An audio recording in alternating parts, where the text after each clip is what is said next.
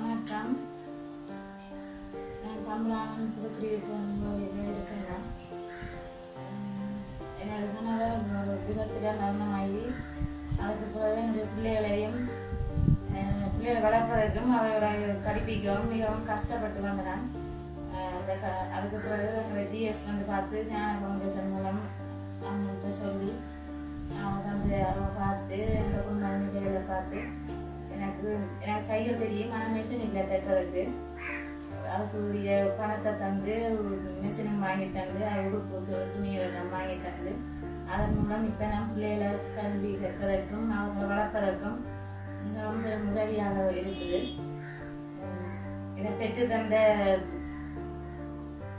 ஊழியர்களுக்கும் உதவி செய்த ஞான ஃபவுண்டேஷன் உரிமையாளர்களுக்கும் நன்றியை தெரிவித்துக் கொள்கிறேன். இதன் மூலம் நான் மேலும் மேலும் இந்த பிள்ளைಗಳ கல்வியையும் அவர்கள் தேவைகளையும் பூர்த்தி